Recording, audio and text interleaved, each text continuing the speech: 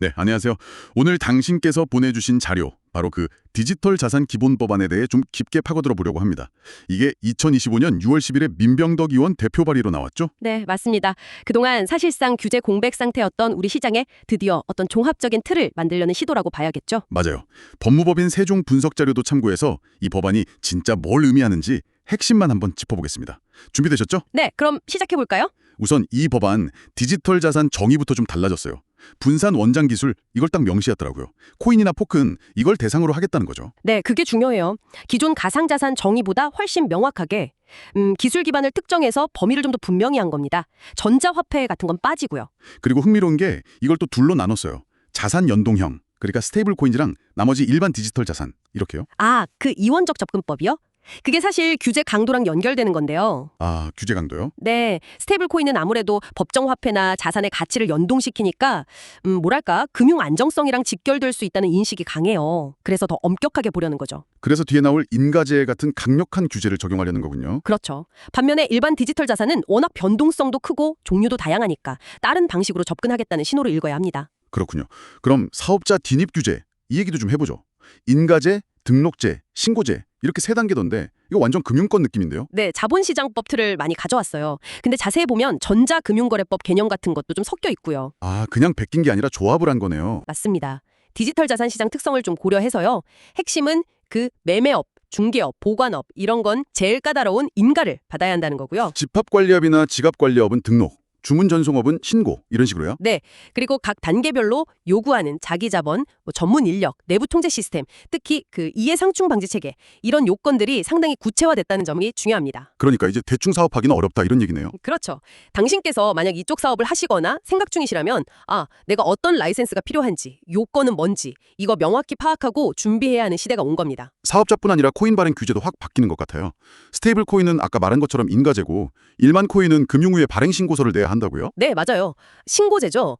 예전처럼 그냥 백서 하나 공개하고 끝 이게 아니라는 거예요. 아, 법적 책임이 따르는 정식 서류. 그렇습니다. 허위로 기재하면 손해배상 책임까지 물을 수 있게 명시했고요. 투자자 보호 측면에서 이건 굉장히 중요한 변화죠. 신뢰도를 법으로 보장하겠다 이거군요. 근데 이게 해외 발행 코인에는 적용이 안 된다고요? 그게 좀 한계점으로 지적돼요. 해외에서 발행해서 국내로 들어오는 코인에는 이 발행 규제를 직접 적용하기가 좀 어렵다는 거죠. 현실적인 딜레마가 있어요. 그렇겠네요. 그리고 이 신고제 도입, 이게 혹시 ICO랑 관련이 있을까요? 2017년 이후 막혔던 거요? 네, 그런 해석이 나오고 있습니다. 물론 예전 같은 무분별한 ICO는 아니겠지만 훨씬 엄격한 요건 하에서 사실상 금지됐던 정책을 폐지하는 그런 신호탄 아니냐는 시각이 있죠. 오, ICO 부활 가능성이라. 흥미롭네요. 발행뿐 아니라 유통, 그러니까 거래소 상장 폐지 규제도 손본다고 들었어요.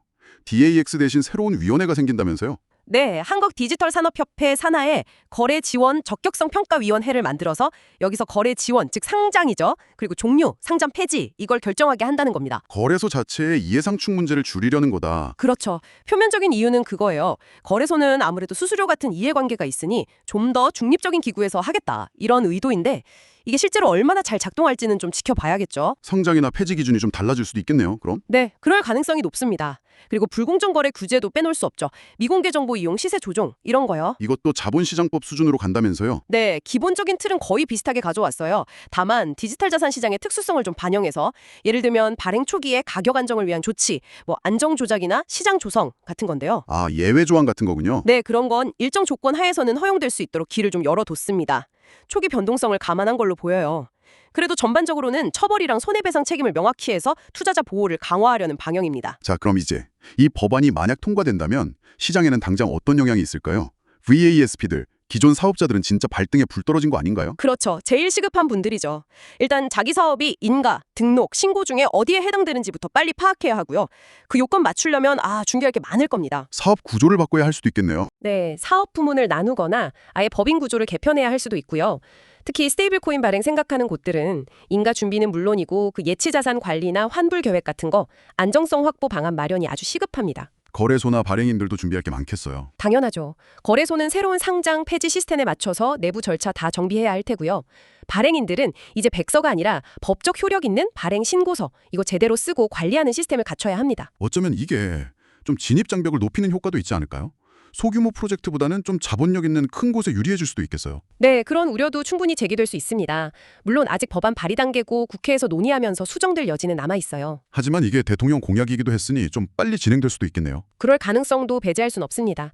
그래서 시장 참여자라면 이런 변화 방향을 잘 보면서 미리미리 좀 대비를 해야 하는 시점인 거죠. 네, 오늘 이렇게 새로 발의된 디지털 자산 기본법안의 주요 내용이랑 그 의미를 쭉 훑어봤습니다. 확실히 규제의 틀을 만들어서 투명성 높이고 투자자 보호하겠다는 목표는 분명해 보이네요. 맞습니다. 긍정적인 측면이죠. 하지만 또 그 과정에서 혹시 시장의 혁신이나 자율성이 좀 위축되는 건 아닐까 이런 고민도 같이 필요한 상황이고요. 이 법안 영향이 국내에만 그치진 않겠죠? 그럼요. 글로벌 규제 흐름 쪽에서 한국이 어떤 위치를 잡는지 보여주는 하나의 뭐랄까 시금석이 될 수도 있을 겁니다. 특히 스테이블 코인 규제 같은 건 다른 나라들도 관심 있게 볼 거예요. 오늘 저희가 나눈 이야기들이 당신께서 이 복잡하지만 중요한 변화를 이해하시는데 조금이나마 도움이 되었으면 좋겠습니다. 앞으로 이 법안이 또 어떻게 다듬어지고 시장에 적용될지, 또 그 속에서 탈중앙화 같은 가치는 어떻게 살아남을지 계속 관심을 갖고 지켜보시면 흥미로울 것 같습니다.